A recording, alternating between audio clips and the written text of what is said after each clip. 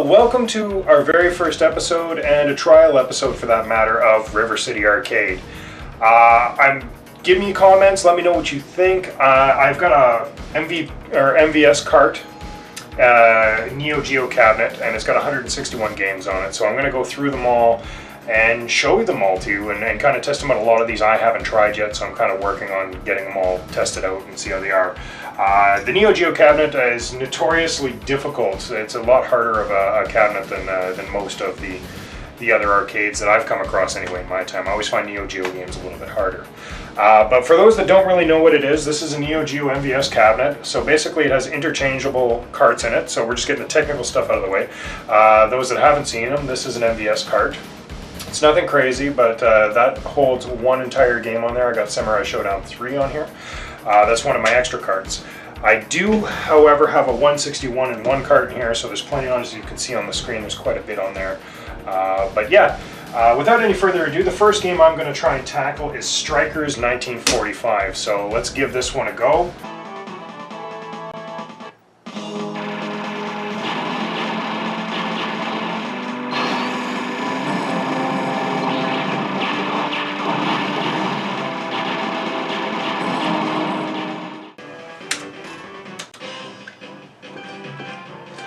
First off, you kind of get a chance to go through and pick your plane. Each one's going to have a different style of fight or shooting in it, and different type of bombs and stuff that can be used. Now, what makes this easy is I do have it on free play, so I have as many credits as I want.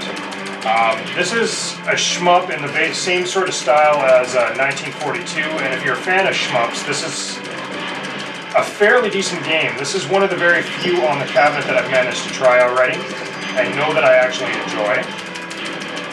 Again, I am a fairly big fan of shmups now. It's more of a recent love that I've started to have for shmups.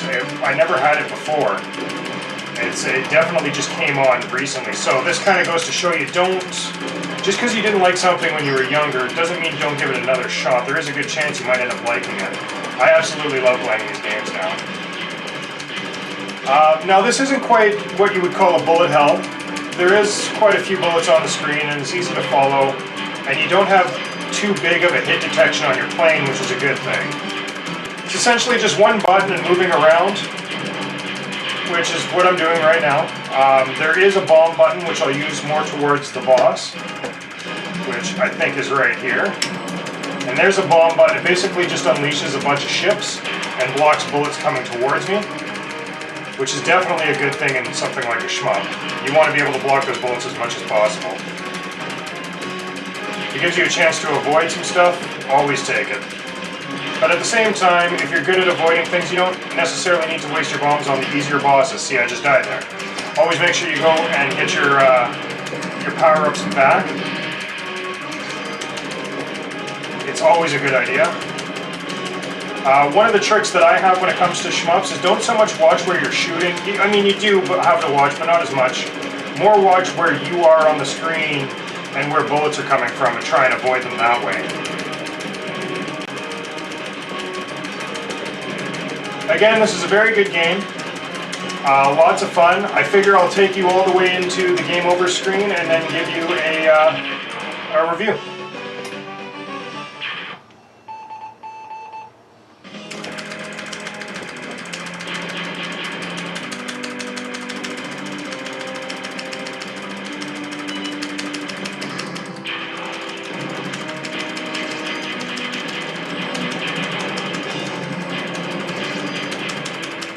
Try and get as many power-ups as possible. Of course, it gets easier with the more power-ups you get.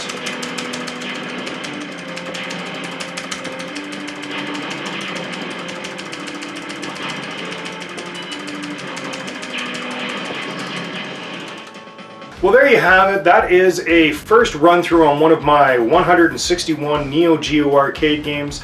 That's Striker 1945. Definitely a much better game than I originally anticipated when I first started playing it. This was actually the game that got me into shmups. Now keep in mind, I didn't really like playing shmups when I was younger. It was something I didn't really enjoy playing. I thought it was a waste of a quarter back then. So to go back to it now and play it, I kind of regret not throwing a little bit more time when I was younger, because there's a lot that I'll never be able to play now. that were very easily accessible back then, being that there isn't a lot of arcades out there. It is a good game. I suggest you, the home viewer, go out and check it out and give it a playthrough if you get a chance to. I know not everybody has a Neo-Geo cabinet, not everybody has an arcade, but if you do have an arcade kicking around, go to that place, see if you can get your hands on this game, because it's a heck of a lot of fun. With that in mind, I'm going to give this game an 8 out of 10. You definitely want to give it a shot. And yeah, you know, let me know in the comments what you think of these videos. Should I continue doing these things?